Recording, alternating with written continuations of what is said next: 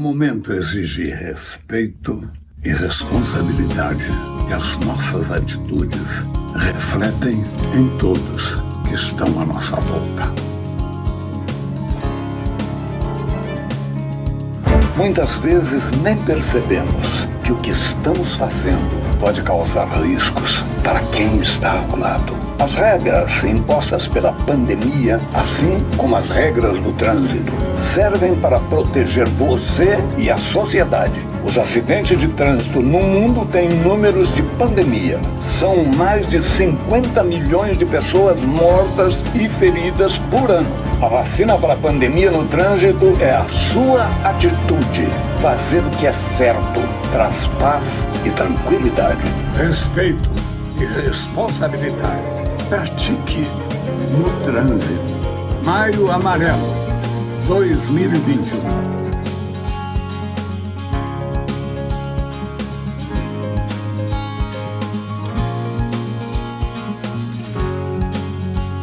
Olá, sejam muito bem-vindos ao Link Summit Fenatran. Hoje, damos início a um novo momento de uma das maiores marcas da Reed Exhibitions. A plataforma Link passa a ampliar a oferta de conexões e negócios para o mercado de transporte rodoviário de carga e logística por meio de um calendário de ações digitais. Conteúdo e negócios.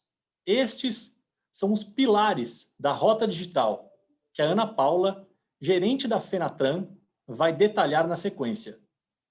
É importante destacar que essa iniciativa está 100% alinhada com tudo o que a Reed Exhibitions apresenta de soluções para diversas indústrias, seja com ferramentas digitais ou nas feiras presenciais. Somos tradicionalmente reconhecidos por promover as maiores feiras e eventos do Brasil e por sermos especialistas no relacionamento entre expositores e visitantes. A nossa missão continua a ser a conexão entre esses dois públicos, agora de maneira constante, unindo as feiras anuais e bienais às soluções digitais. Nossas plataformas entregam conteúdo, relacionamento e negócios, não mais apenas durante 5 dias por ano. Mas a nova Reed Exhibitions promove a relação constante durante 365 dias, integrando o mundo físico ao digital. A Rota Digital Fenatran é o exemplo mais recente do que estamos fazendo, do nosso novo jeito de promover negócios, seja no face-to-face ou no digital. Aproveitem o conteúdo de hoje, façam negócios e vamos juntos nesta nova rota. É com você, Ana. Obrigada, Beline. Boa tarde a todos. Estou muito feliz em realizar o primeiro evento da Rota Digital Fenatran, o Link Summit, com o patrocínio da Cummins. Nele, grandes nomes do mercado irão discutir sobre temas de extrema relevância, gerando muito conhecimento e, principalmente, negócios. E essa será uma constante a partir de hoje para a comunidade Fenatran. Sim, uma das maiores marcas do mundo para o setor de transporte e logística começa hoje um relacionamento contínuo por meio de ferramentas digitais, formato que não pode ficar de fora em qualquer interação hoje em dia. Pela Rota Digital, levaremos conteúdo, posicionamento e negócios para essa comunidade reunida na Fenatran. O Link Summit de hoje traz macro temas do setor para o centro da discussão e abre todo esse calendário que, nos próximos meses, contará com eventos mais verticalizados, como o próximo agora em julho, especificamente sobre frotas. Ainda teremos outras ações, como o Test Drive Virtual Interativo, quando, no próximo mês agora, você poderá viver de forma digital uma experiência imersiva em 360 graus, quando se sentirá dirigindo os mais modernos caminhões das grandes montadoras do país, como a DAF. Imperdível, né? Tudo isso no nosso site fenatran.com.br. E como grandes mestres e moderadores de todo esse show de conteúdo que virá a seguir sobre os entraves do crescimento para o segmento de caminhões, temos o Fred Carvalho e o Marcelo Fontana, que vão recepcionar nossos ilustres painelistas e conduzir esse rico debate que programamos para vocês. Muito obrigada e um ótimo evento a todos. Fred, agora é com você. Eu acho que esse evento só tem uma boa maneira de começar, chamando o nosso amigo Francisco Pelúcio, presidente da NTC, para dar boas-vindas a todos. Francisco, por favor.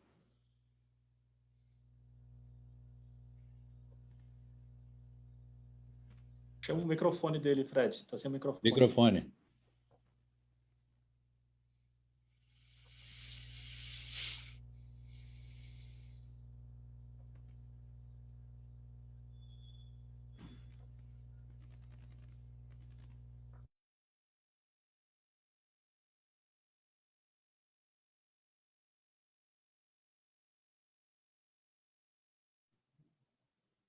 Cara da NTC hoje, que é um batalhador também na nossa área. Fenatran Painel Caminhões é o primeiro evento virtual e eu acho que isso veio para ficar, né? Então, vamos na discussão para os assuntos os entraves do crescimento, tá? Um bom evento a todos. Muito obrigado. Luiz Carlos, a palavra é sua para fazer a sua apresentação, por favor. Ok. Boa tarde, Pelúcio. Obrigado pelo convite. Bellini, Fred, prazer estar aqui com vocês. Bom, vamos começar a falar um pouquinho de caminhão, né? Que a gente gosta desse tema, né? Então, por favor, eu gostaria de começar com um vídeo, por favor.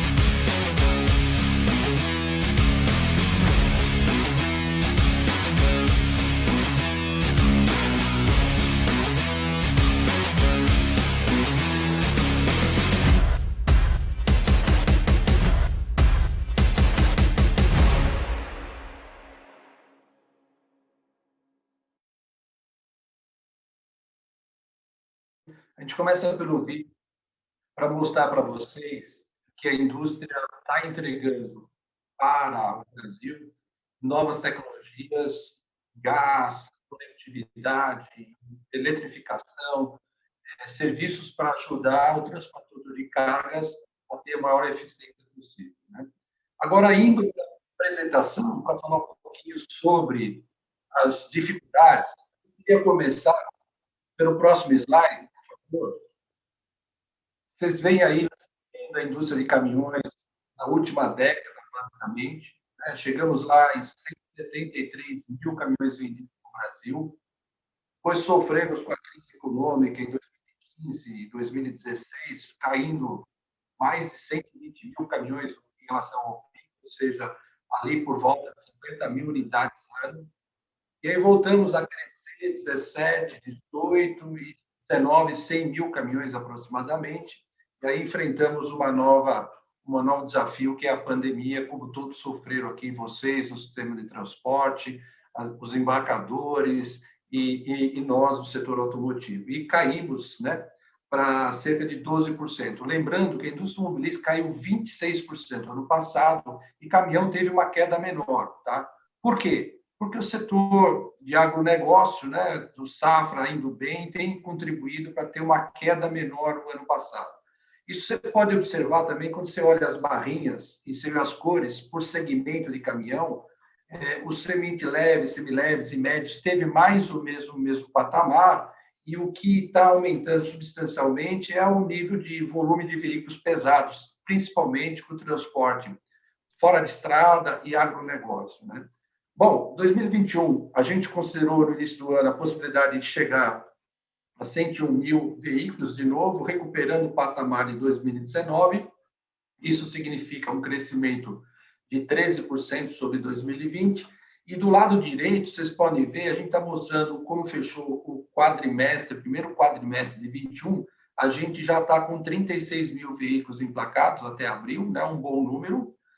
Continua sendo o setor de pesado que está puxando, um crescimento de 49% quando comparado com o quadrimestre de 2020, indicando que esse ano também a gente vai ter um desempenho melhor na média do setor automotivo, com certeza o segmento que vai ter a melhor média possível. Agora, isso é bom, o que falta para a gente ter um crescimento ainda mais forte? Então, o que eu queria dizer para vocês, o mercado de caminhões depende do PIB, depende do desempenho da economia. E o desempenho da economia, num momento de pandemia, depende também, com certeza, de como nós, Brasil, vamos conseguir controlar a pandemia. Nós estamos ainda num momento difícil da pandemia. O problema da vacinação, a imunização da população ainda está numa velocidade menor do que a gente acha que deveria ser. Isso afeta os setores, afeta a distribuição, afeta o consumo, afeta a economia. E, portanto, a gente tem que, como destravar, né, o mercado de caminhões depende, no nosso entendimento, do controle da pandemia para a retomada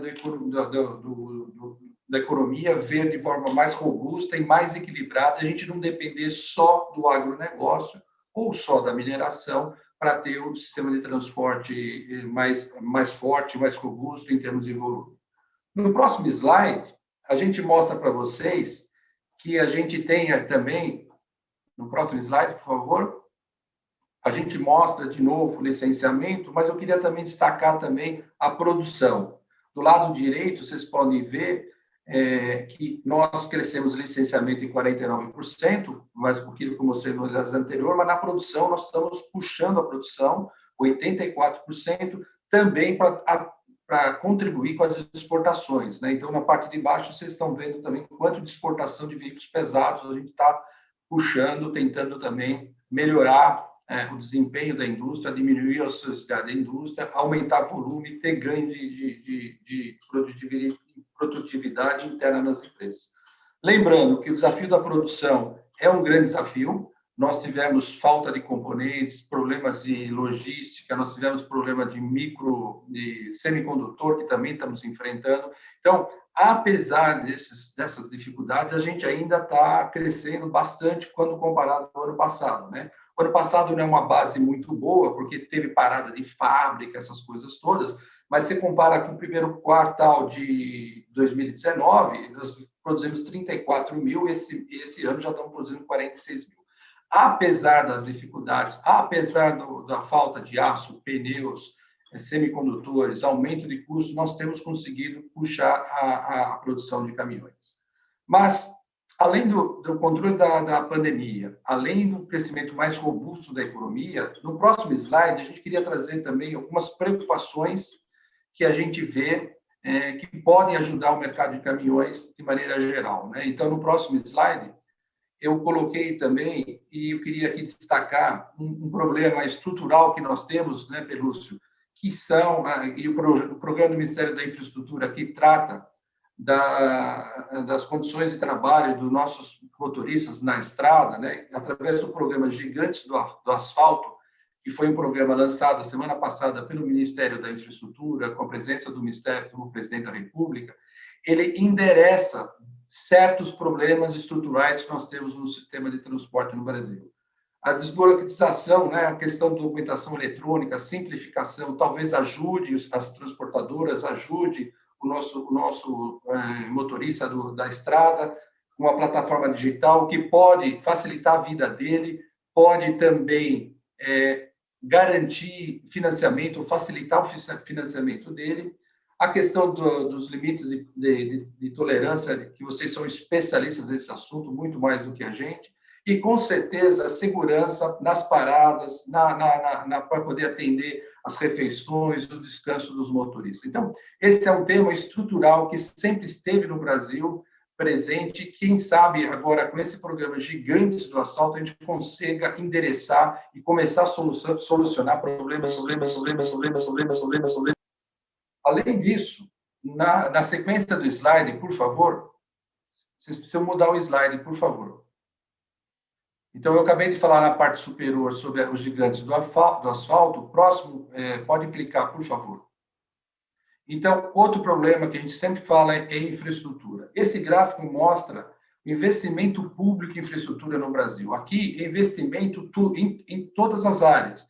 Energia, aeroportos, portos, estradas, etc. E vocês estão vendo que a participação do investimento público no Brasil está caindo substancialmente. Então, você está vendo aí que o Brasil, para 2021, tem no orçamento 7,4 bilhões de reais para investimento em infraestrutura no Brasil. Isso é muito pouco, é muito pouco. Isso não dá nem para tapar buraco de estradas. E 7,4 é para tudo. Aeroporto, infraestrutura, conectividade, aeroportos, portos, enfim, é muito pouco. O Brasil precisa de crescimento muito maior em infraestrutura. Nós temos gargalos muito fortes na infraestrutura. Então, por favor, clica mais uma vez. O que nós estamos apostando é que esse investimento que vem através de concessões, ou seja, iniciativa privada, e o Ministério da Infraestrutura, e o ministro Tarcísio tem feito um belo trabalho no sentido de destravar as concessões e permitir que a gente tenha investimentos relevantes na infraestrutura. O Ministério da Infraestrutura trabalha com um pacote de 240 bilhões de reais de investimento em infraestrutura, dos quais eu destaquei aí em verde no nosso gráfico 36,5 para concessões de rodovias federais e estaduais em 2021 e mais 42 bi para 2022. Então, se essas concessões saírem do papel e se tornarem realmente investimentos, nós vamos ter também um outro problema resolvido, ou pelo menos parcialmente resolvido, que é melhorar as condições das estradas federais e estaduais. Então, isso eu acho relevante, ajuda a transportadora, melhora a eficiência do custo logístico, facilita a precificação do frete, e, consequentemente, para nós, da indústria de veículos, também mais chances, né? Investimento em infraestrutura gera negócios de caminhões, né? Para as transportadoras e para as montadoras, né? Então, isso eu acho também um grande pilar que pode ajudar a resolver ou aumentar o crescimento do mercado de caminhões. E, por último, que a gente não pode deixar de falar, eu, Pelúcio, o Urubatã, trabalhamos muito nesse tema já, que é a renovação da frota do Brasil. Eu não preciso detalhar, né? Vocês são profundos conhecedores, a idade média da frota é muito alta. Então, para terminar a minha apresentação, para ter tempo para a gente fazer um debate, eu destacaria que os gigantes do asfalto pode resolver alguns problemas estruturais que vão ajudar os nossos motoristas na estrada, com melhores condições nas paradas, refeições, desburocratização. Investimento em infraestrutura é fundamental para o país, em especial nas rodovias federais e estaduais, e a renovação da frota com inspeção técnico-veicular, que pode também trazer um novo momento no mercado de caminhões. Obviamente, além da questão da pandemia e aquecimento da economia de maneira geral. Então, eu termino por aqui para passar a bola para você, Fred. Muito obrigado pela apresentação, tem bastante dados interessantes aí para a gente. Eu gostaria de passar agora a palavra para o Urubatã Elu, para ele fazer uma síntese, dentro daquilo que você prometeu ontem para mim, Urubatã, aquele de 5 minutos. Muito obrigado. Boa tarde, amigo Fred, boa tarde, presidente Pelúcio. Luiz Carlos, boa tarde, prazer em revê-lo, mesmo que virtualmente. Boa tarde, Bellini, boa tarde a todos os componentes aí desta nossa reunião virtual. Que oxalá a próxima a gente possa fazê-la presencialmente, né? Você não pode desassociar o caminhão da economia. Se nós temos uma economia robusta, nós teremos uma indústria robusta, não só de caminhões, mas como uma indústria de transporte como um todo. Num orçamento para a infraestrutura, que prevê apenas 1,8% do orçamento para a infraestrutura, nós estamos falando de muito pouco dinheiro para um PIB que nós temos. Para acompanhar o nosso PIB, para que nós possamos ter efetivamente um investimento robusto para a infraestrutura, nós precisaríamos de ter aí pelo menos 3,5% a 4% do orçamento destinado à infraestrutura. Mas eu quero começar citando Machado de Assis, sabe, Fred? E amigos internautas. Não há nada de errado em ter problemas, desde que nós possamos saber, desde que nós saibamos como resolvê-los, desde que nós tenhamos os caminhos para resolvê-los. Não dá para nós ficarmos fazendo voo de galinha. Olha, esse ano a indústria cresceu tantos por cento, o ano passado ela caiu tanto, o ano que vem ela pode crescer mais outro tantinho, e no outro ano ela vai cair mais um pouco. O efeito pandemia, nós temos que riscar o efeito pandemia, porque ele é um efeito tópico, ele não é um efeito permanente. Portanto, este efeito nós precisamos riscá-lo das nossas estatísticas, porque efetivamente ele é tópico. Ele teve início e vai ter fim. Nós precisamos pensar país, nós precisamos trazer o conceito de país para dentro das nossas entidades. Nós estamos sendo apenas pedintes em causa própria. O país tem graves problemas, não é só o problema, não é só a questão orçamentária, não é só a questão da ausência da infraestrutura. A minha atividade, a atividade da indústria como um todo, nós precisamos de um ambiente menos hostil de negócios. Na verdade, nós estamos vivendo um período em que o empresariado precisa voltar a ser protagonista das causas de país. E nós precisamos voltarmos aos interesses das nossas entidades para os interesses nacional e não apenas aos interesses de causa própria. Nós precisamos fazer com que o país possa mudar o seu ambiente de negócios. Hoje nós vivemos num ambiente de negócios muito hostil. Nós temos algumas bandeiras que o país precisa seguir e o empresariado precisa empunhar essa bandeira para fazer com que nós tenhamos uma economia que efetivamente possa nos propiciar volume de negócios e um ambiente com segurança jurídica mais adequado aos volumes de negócios que nós esperamos ter. O país precisa pensar nas privatizações, as privatizações precisam ser feitas imediatamente. O país não tem dinheiro, ele precisa vender os seus ativos para fazer com que ele possa cumprir alguns planos de metas, notadamente na área de infraestrutura. Nós temos aí quase 500 empresas estatais que precisam ser privatizadas. O país precisa fazer a sua reforma administrativa. Nós não podemos mais continuar carregando esse país paquidérmico, pesado, uma nação dentro da outra, que efetivamente faz com que toda a atividade econômica possa se sucumbir para carregando esse peso, esse fardo, que é o país desse tamanho.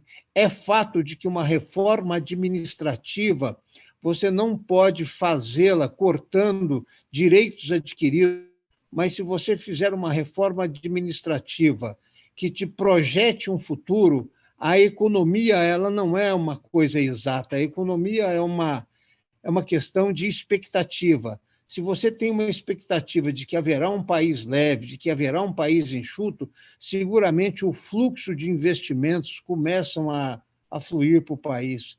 Nós precisamos fazer a reforma tributária, não apenas uma reforma tributária que possa se desburocratizar as empresas, mas que possa desonerar também as empresas.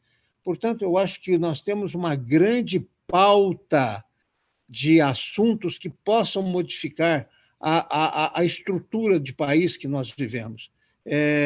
Como é que nós podemos fazer isso? Eu acho que hoje cada uma das nossas entidades elas pensam por si.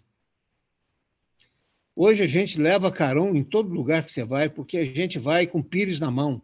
A gente vai com o pires na mão pedir para a minha atividade, o Luiz Carlos vai com o pires na mão pedir para a atividade dele, o Chico Pelúcio vai com o pires na mão pedir para a área de transportes, a CNI vai com o pires na mão pedindo para a indústria, a CNC vai com o pires na mão pedindo para o comércio. Eu acho que nós precisamos criar uma confederação nacional de todas as confederações para que, efetivamente, o empresário possa voltar a ser o protagonista do processo de desenvolvimento econômico. Nós não temos mais um projeto de poder e de tomada de Estado, ou mesmo de negociações junto ao governo. Nós somos pedintes em causa própria. Se nós não tivermos uma representação empresarial que seja una e que possa estabelecer o interesse do país, sobrepujando os interesses empresariais, eu acho que nós não vamos caminhar a lugar nenhum. Essa questão de ter uma confederação das confederações, nós já tivemos no país, nós já tivemos no passado, nós já tivemos uma CONCLAP, que era a congregação de todas as entidades de classe com um único pleito, que era o pleito de país. Nós não podemos continuar desassociando a atividade econômica da vida política do país. Nós precisamos fazer esse destravamento de mercado, mas o destravamento de mercado você só conseguiríamos fazer de forma sustentável se nós tivermos efetivamente uma melhoria nessas condições do país e fazermos as reformas que o país exige e fazermos as privatizações que o país exige. Até porque, se não fizermos essas privatizações, nós vamos continuar com o país paquidérmico e essas indústrias estatais, essas empresas estatais, também são cabide de emprego, são fomentadoras de corrupção, são delas que nós precisamos nos livrar agora para fazermos recursos e pegarmos esses recursos carimbados e transferir isso para a infraestrutura brasileira. A infraestrutura pode irrigar o país, pode irrigar a nossa economia, mas ela fará isso também de um período muito curto, para que a gente possa ter efetivamente um voo de falcão e não um voo de galinha. Nós precisamos fazer as reformas necessárias, que são reforma tributária, reforma administrativa, reforma política, que é trazer para a modernidade os textos constitucionais do país. É isso aí, mestre. Eu fico à disposição para poder... Obrigado, Urubatã. Muito obrigado. Estou passando ao Bellini, que tem um comunicado rápido para fazer para a gente. Por favor, Bellini. Olá, pessoal. Eu, na verdade... Eu só queria colocar para vocês que nós tivemos aí um probleminha técnico, né? Como vocês puderam acompanhar, eu diria que estamos com um volume até um pouco maior do que a gente havia previsto para esse evento. Isso é muito bom, mas não aguentamos aqui no servidor, caímos um pouquinho, mas tudo foi gravado, tá? 100% do conteúdo foi gravado e nós disponibilizaremos para todos vocês no YouTube, tá? De forma gratuita, para que todos assistam um pouco do que foi perdido. Mas, enquanto isso, a gente volta e segue o jogo aqui nesta rota. Fred, por favor. O período foi muito curto, né, de queda, e foi por um motivo absolutamente muito gostoso. Ou seja, nós tivemos mais gente querendo entrar do que o sistema podia suportar. Ou seja, foram as dores do sucesso. De alguma maneira, vamos agora para o debate. E o debate, agradeço muito o raciocínio, a exposição do Urubatã e Lu, acho que foi muito boa. E eu acho que agora a gente vai para o debate, onde nós vamos ter a participação do Francisco Pelúcio, do Luiz Carlos Moraes, do Urubatã, e a gente pode começar agora com uma pergunta direto para o Luiz Carlos, né? Luiz Carlos, o sonho de todo fabricante é ter uma forte demanda pelos seus produtos. E você comanda hoje uma Anfávia onde tem vários fabricantes de caminhões e também de automóveis desesperados porque, mesmo tendo tanto cliente, vocês não estão conseguindo entregar. Tem uma solução a curto prazo? Como é que vocês estão enxergando isso?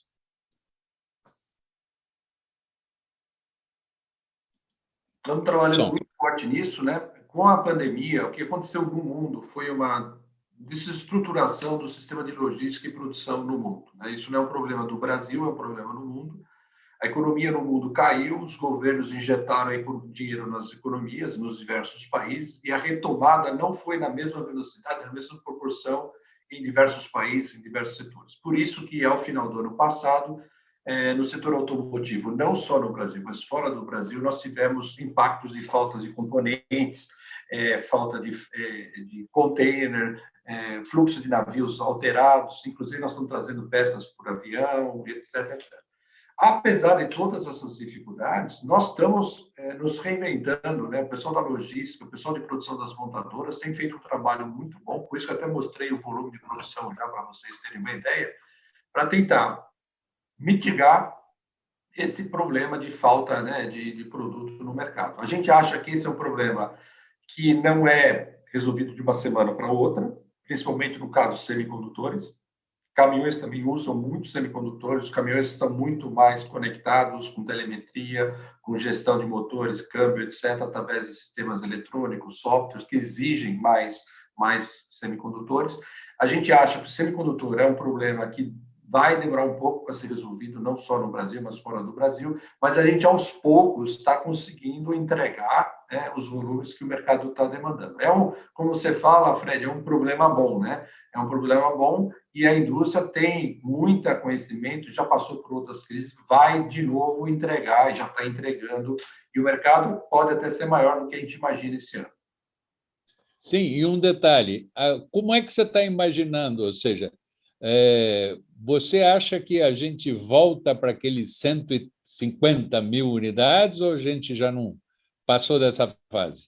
Não, eu vejo com bons olhos o investimento da infraestrutura, como eu falei, se vierem esses 240 bi aí, de concessões, etc., nos próximos anos, não para o ano que vem já, mas se vier esse volume, eu acho que tem muita coisa de obras, infraestrutura, que vai trazer muita venda de caminhão. O agronegócio, que já foi muito bom ano passado, esse ano é ótimo, o ano que vem promete ser ainda mais, né? Já se fala em quase 300 milhões de toneladas de grãos, é um volume muito alto, né? Então, eu acho que tem desafios muito bons. Agora, como o Elô falou, não pode ser um voo de galinha, né? Ou seja, o agronegócio ter 2 anos bons e o mercado de caminhões acompanhar. A gente precisa que o Brasil cresça, as reformas estruturais, como o Urubatã mencionou, eu assino embaixo, o Brasil precisa realmente fazer a sua lição de casa, fazer as reformas essenciais para o Brasil, para a gente ter um voo muito mais longo, muito mais sereno, sem tanta volatilidade, né? Infelizmente, isso no Brasil, eu concordo com ele, eu, como Anfávia, tenho falado muito sobre esse tema, já se fala em eleição ano que vem, eu estou querendo terminar o ano de 2021, ou seja, já se pensa no programa de eleição, já se pensa, talvez não é melhor fazer a reforma agora, fazer depois de 2023, ou seja, o Brasil e nós, do setor privado, temos que fazer pressão no sistema no sentido de fazer o Congresso fazer a lição de casa agora, já para que o Brasil possa crescer de forma mais sustentável e muito mais forte, porque o Brasil precisa disso. Um detalhe, Urubatã, em cima desse comentário dele, a indústria automobilística vem crescendo mais do que se imaginava devido à fortíssima pandemia que nos assalta desde março do ano passado. conversando com você, você disse que a Braspress também vem crescendo muito mais do que você imaginava. Conta um pouco para a gente. Ô, Fred, deixa eu dizer uma coisa para você. São casos isolados, né? A indústria automobilística cresceu porque houve também aí um consumo reprimido que, de repente, ele supurou depois da pandemia ou durante o período da pandemia. As pessoas decidiram trocar os seus automóveis, ampliarem um pouco as suas frotas, fazerem renovação de frota. Na nossa companhia, foi uma transformação digital que nós fizemos na nossa companhia, criando um multiproduto dentro da mesma fábrica, né? Nós éramos uma empresa exclusivamente de B2B, que transportávamos da indústria para o comércio, de comércio para comércio, de atacado para atacado, e nós passamos a ser também uma empresa de B2C, nós passamos a ser também uma empresa de transporte de fármacos, nós passamos também a sermos uma empresa de transporte internacional, ou seja, desculpem a expressão, meus amigos, mas tiramos a bunda da cadeira. Quer dizer, nós fomos à luta, nós fomos nos reinventar. Quando a pandemia veio, nós estávamos dispostos a nos reinventarmos, e nos reinventamos durante o período da pandemia. Fizemos uma acelerada transformação digital na empresa que pudesse permitir com que os nossos negócios pudessem se ampliar. Hoje nós temos um volume de negócios maior do que antes do período da pandemia, mas fruto de um processo de reinvenção que nós fizemos no nosso próprio negócio. A indústria vem fazendo isso também. A indústria vem também mexendo na sua produção, adequando a sua produção, adequando as suas redes, fazendo com que as coisas possam efetivamente melhorarem. Agora, eu quero te dizer o seguinte: não basta que o esforço seja apenas de um lado dessa corrente. Ele precisa também ser do outro lado da corrente. Quer que eu te diga uma coisa, Fred? Quer que eu te dê uma demonstração? Esse assunto de renovação de frota, este foi um assunto que eu trouxe para o Brasil em 2004. Fruto de uma experiência já existente no México, que eles tinham lá um programa de chataralização, que era um processo de renovação de frota que eles tinham.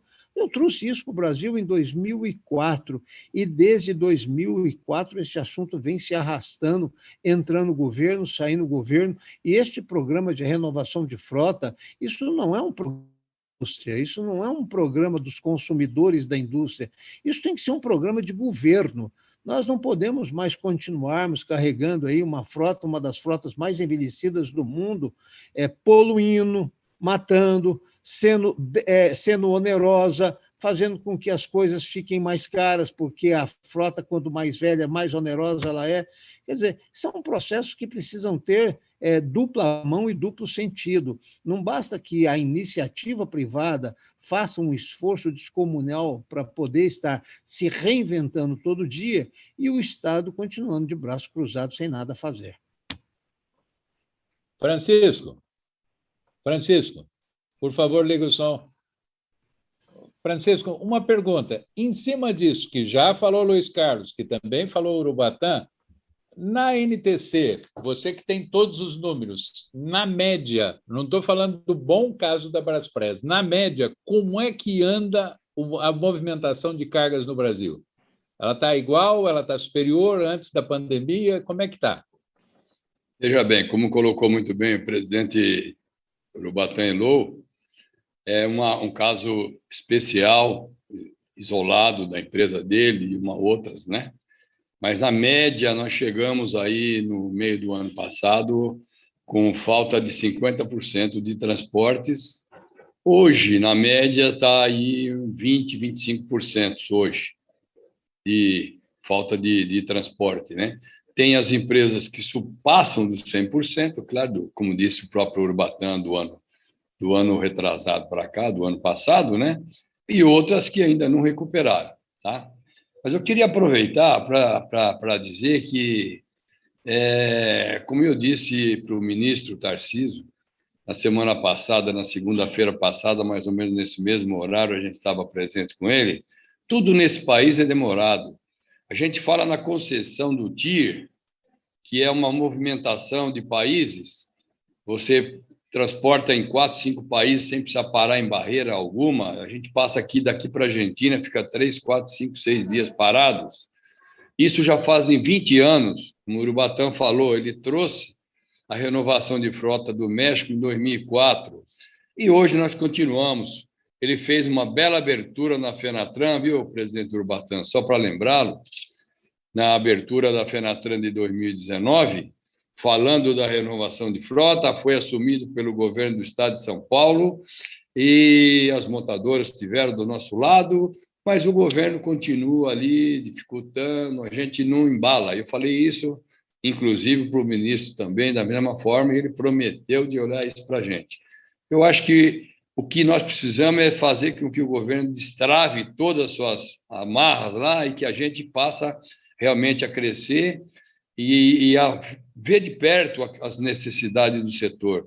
O caso da renovação de frota, que é salvar vidas, é tudo isso que o próprio Urubatã falou, eu não quero ser repetitivo. Eu acho que está sendo um grande evento, parabéns para vocês, tá? Ok? Luiz Carlos, seu som, por favor. Luiz Carlos, eu gostaria, são duas perguntas de uma só. Até quando você acha que segue essa instabilidade no fornecimento de autopeças para montagem de caminhões e quando você acha que isso normaliza? Bom, segundo os especialistas, os outros componentes acho que está mais ou menos sob controle, ainda temos algumas emoções por aí pela frente, mas o semicondutor eu acho que ainda vai ter um desafio até o final do ano, né? O semicondutor vem Você acha que 2022 a gente entra melhor? Esperamos que sim, né? A gente está se preparando para isso. E um detalhe, a fila de caminhão, por exemplo, se o pessoal, o transportador que está nos assistindo, ele quiser comprar caminhão hoje, qual está o tamanho da fila para comprar caminhão? Está muito complicado? Depende muito do modelo, da especificação, etc, etc. Mas a indústria está preparada para atender. Lógico que não vai sair caminhão semana que vem, mas dá para planejar, estruturar. Caminhão é um bem de investimento, dá para fazer isso planejado, organizado, dá para organizar financiamento, dá para poder planejar a troca do usado, enfim. Fale com as montadoras, a gente vai encontrar o melhor produto, a melhor solução para a troca da frota desse cliente que está por aqui assistindo a gente. Um detalhe, com a demanda aquecida, como é que está, Luiz Carlos? Os fabricantes conseguem agora recuperar a tal rentabilidade? Esse é um grande desafio, porque o aço aumentou mais de 120%, né? A borracha aumentou, o dólar aumentou, enfim, o Brasil tem uma volatilidade também no custo muito alta.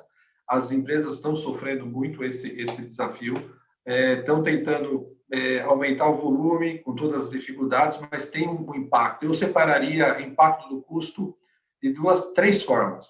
Primeira onda foi a onda do dólar. Muitos dos nossos produtos têm muitos componentes importados, naturalmente, não só nós, montadoras, mas os nossos fornecedores. Depois veio a segunda onda do aumento de custo, que veio o aço, borracha, plástico e no caso o aço em especial, todo mundo sabe, acima de 100%, é um aumento absurdo. O minério de ferro está batendo mais de $200, né, por tonelada, é um valor muito alto. E a terceira onda, infelizmente, no Brasil, aí eu reforço o que o doutor Urubatã falou, é o seguinte: nós tivemos até aumento de imposto aqui, né? O ICMS do estado de São Paulo, no momento de recuperação, aumenta o ICMS, né? Então, eu tenho falado com o governo do estado de São Paulo, não é hora de aumentar imposto, né? A gente está numa dificuldade, então falando de reforma tributária para simplificar, reduzir a carga tributária, e na contramão, o Estado de São Paulo, inclusive para veículos pesados, aumentou o ICMS. Então, esses são os desafios da indústria automobilística e a gente está tentando administrar e trazer o menor impacto possível para os nossos clientes. O Marcelo Fontana tem umas perguntas para fazer. Por favor, Marcelo. Obrigado, Fred. Obrigado, Luiz Carlos. Falando em rentabilidade, principalmente ou na falta dela, ainda há possibilidade de termos alguma fábrica fechando as portas no Brasil, como já aconteceu aí recentemente na área de automóveis e até mesmo de caminhões, Luiz Carlos? A indústria de autoveículos no mundo, tá? Em 2019, vendeu no mundo inteiro mais de 91 milhões de veículos, tá? Incluindo caminhões, ônibus, comerciais leves, automóveis. No ano da pandemia, a indústria mundial caiu para um número aproximadamente de 77 milhões. Tá? Então, a ociosidade na indústria global é muito grande, tá? Então, não é só no Brasil que a gente tem ociosidade. E aí eu reforço o que o doutor Urbatan falou. O país que vai receber investimento de novos produtos, de novas tecnologias, etc., na indústria de autoveículos, vai ser o país que for mais competitivo, que tiver mais segurança jurídica, que não tiver uma carga tributária tão alta, que tiver sistemas simplificados. Ou seja, as montadoras globais vão alocar os recursos onde tiver um país mais eficiente, entendeu? Então, é muito difícil dizer que vai acontecer algum movimento no Brasil, mas eu coloco aqui um alerta, e esse alerta eu tenho feito em todos os fóruns que eu participo do governo ou no Congresso, reforçando as mensagens do Urbatan. Ou seja, o Brasil precisa ser mais atrativo para o investimento. Tá? Isso não é só para o setor automotivo, isso é para todos os setores. Né? A gente não pode ficar dependendo só da agricultura, né? Eu valorizo muito a agricultura, estão feito um trabalho enorme, mas o Brasil não pode ser um exportador de grãos, de minério de ferro e de petróleo. O Brasil precisa ter uma indústria forte, e indústria forte significa melhorar as condições básicas da economia. Aí volta o que o Urbatan falou de novo: reformas, reformas e reformas. Marcelo? Bom, Luiz Carlos, mais uma pergunta aqui ainda no tema de rentabilidade. A indústria já está preparada e já fazendo os investimentos para o novo programa Euro 6. Já existem até valores aproximados desse número de investimento das fábricas aqui no Brasil, Luiz Carlos? Eu posso falar para vocês o número de investimento nessa nova fase, mas não só de caminhões, eu não tenho o número separado de caminhões, tá? Eu tenho de todo o setor de autoveículos, tá? Para essa nova fase de emissões e de segurança veicular, a indústria está investindo 12 bilhões de reais, automóveis e veículos pesados, tá?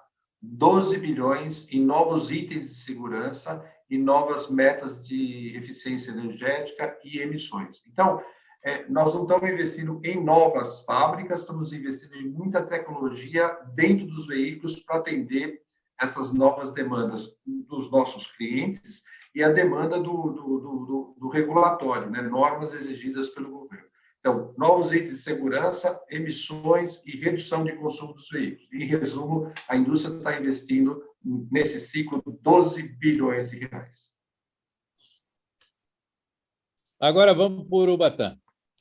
Urubatã, eu visitei tua cidade de transporte, que você não tem uma sede de empresa, né? Você tem uma cidade de transporte. Eu fiquei impressionado com o tamanho e com a inteligência dessa cidade de transportes. Mas com inteligência ou sem da cidade de transportes, veio uma pandemia em março do ano passado que pegou todo mundo de calça curta. Como é que foi? Você disse que a gente precisou pensar muito e revisar muito e se reinventar. Como é que foi essa reinvenção para, no meio de uma pandemia, vocês crescerem tanto quanto cresceram? Contaminando as pessoas que estão dentro da companhia, Fred. Todas as pessoas precisam ter um sentimento de pertencimento. Quando se tem um sentimento de pertencimento, todos os processos que possam efetivamente melhorar os procedimentos internos e melhorar também os negócios da companhia, eles aumentam muito mais porque eles não são pensados apenas por uma única cabeça. Eles são pensados por um todo. E quando você tem o pensamento por um todo, as coisas fluem mais. Você tem mais inteligência, você tem mais dedicação, você tem mais comprometimento. Então, é contaminando as pessoas. Notadamente numa empresa que é uma empresa de serviços. Eu costumo dizer que os nossos hubs, a nossa frota, o nosso parque tecnológico, tudo isso é secundário, porque isso você compra com dinheiro. Se você não tem dinheiro, você vai no banco, o banco te empresta e você compra. O que você não compra efetivamente é o comprometimento das pessoas. Você adquire o comprometimento das pessoas contaminando as pessoas com o projeto, com a ideia, fazendo com que as coisas possam efetivamente caminhar dentro dos princípios que você efetivamente possa imaginar para a companhia. E é isso que tem acontecido com a nossa empresa. Somos uma empresa de gente, nós somos uma empresa de serviços. E como uma empresa de gente, como uma empresa de serviço, todos pensam uma companhia. E quando todos pensam a companhia, você consegue fazer a transformação que a companhia necessita, e isso fez com que os nossos negócios pudessem se multiplicar. Agora, estão se multiplicando aonde? Estão se multiplicando no nosso país. É aqui que nós existimos, é aqui que nós fazemos o nosso negócio. E o Brasil, eu quero dizer para vocês o seguinte: a despeito de nós não termos as reformas, a despeito das privatizações ainda não terem saído, nós somos um país fantástico. Nós temos todos os pilares para procedermos um grande desenvolvimento da economia nacional e melhorar a qualidade do povo. Quando você melhora o desempenho da economia nacional, você melhora a qualidade de vida do povo. Não dá para continuar vivendo aí com 14 ou 15 milhões de desempregados. Então, a gente possa fazer com que haja geração de emprego para todo esse povo, nós precisamos modificar e fazer as reformas necessárias. Mas os principais pilares nós temos. Nós temos as instituições estão todas elas aí, bem ou mal funcionando, algumas delas de costa para o povo, mas daqui a pouco elas vão virar de frente, porque o povo está exigindo isso. Então, na verdade, a nossa democracia, cada dia que passa, as nossas instituições, cada dia que passam, elas se amadurecem mais. E isso faz com que, efetivamente, possa melhorar também o desempenho econômico. Na nossa companhia também não é igual, você traz isso para a sua célula, diminui isso para a sua célula, fazendo com que, efetivamente, a gente possa ter um desempenho melhor. Na nossa empresa, a gente pensa isso aqui 24 horas por dia, Fred. Nós não pensamos... deixa eu te falar o seguinte, a vida das pessoas que aqui estão consiste entre família e trabalho, trabalho e família. Nós pensamos esse negócio 24 horas por dia, e não pode ser diferente. Por isso, eu acho que nós temos aí um padrão de qualidade aceitável. Pode melhorar, mas pensando no negócio 24 horas por dia. Luiz Carlos, uma questão. A gente cada vez ouve mais falar do assunto da hora, está se falando principalmente automóvel, do automóvel elétrico, do automóvel híbrido, se sai imposto, se reduz imposto, se não paga imposto de importação. Então, uma série de histórias que eu participei, pelo menos durante 6 anos, aí, em 2 gestões. Agora, a gente começa a falar mais sério e cada uma das produtoras de caminhões começa a apresentar, tanto em caminhões ou ônibus, alternativas energéticas, seja gás, seja elétrico, seja híbrido. Só que a gente está vendo isso ainda pouco fora, as coisas de lá de fora, ou mesmo aqui, a gente tem boas novidades para os próximos anos em termos de gás, de elétrico, de híbrido. O som, por favor, Luiz Carlos. A indústria, eu estou trabalhando muito nesse tema. Nós, da Anfávia, também estamos trabalhando na nova visão da rota tecnológica. Nós estamos, na Anfávia, compilando, vamos dizer, todas as diversas rotas tecnológicas disponíveis no Brasil. O Brasil é um pouco diferente de outros países. A gente tem uma indústria de biocombustível muito forte, a gente tem uma matriz energética diferente de lá de fora, mas a gente não pode também fazer só para nós, né? Ou seja, a indústria precisa pensar também que ela precisa de volume, então ela precisa exportar também. Então, esse é o dilema, que é o dilema do setor, é o dilema do mundo, né? Como enfrentar essa transformação sem perder os ativos do país. O que a Anfávia está fazendo é compilando todas as rotas tecnológicas, vendo quais são as vantagens que o Brasil tem comparativamente aos demais países, em cada uma dessas rotas tecnológicas, mas também vendo seus obstáculos. Nós também temos obstáculos, né? A questão da nova fase da tecnologia, Fred, você passa a depender também muito da infraestrutura, né? Você não pode... Até então, você fazia o seu caminhão, punha a tecnologia, vendia, convencia o cliente comprava aquela tecnologia. A partir de agora, você depende da infraestrutura. Como lá fora, o Brasil não vai ser diferente. Alguma rota tecnológica, a gente já tem infraestrutura instalada e é possível ter um veículo mais eficiente, ambientalmente mais amigo, né, do meio ambiente, mas você também tem que olhar outras tecnologias que estão vindo por aí, né?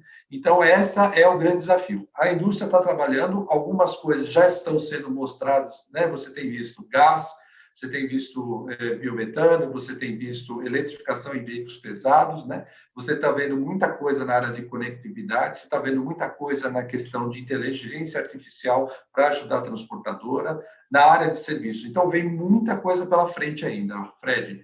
E nós não vamos ficar para trás, não. A indústria vai no Brasil também, numa velocidade talvez diferente lá de fora, com uma ponte entre o sistema atual diesel para o sistema eletrificação puro, talvez numa velocidade e com caminhos diferentes do que se vê lá fora, até porque eles não têm os ativos que nós temos aqui no Brasil, e esse é um grande momento, e a Anfávia está trabalhando muito nesse tema. Então, em breve, nós vamos estar discutindo com os governos, porque isso depende da infraestrutura, para como a gente pode viabilizar cada uma dessas rotas tecnológicas.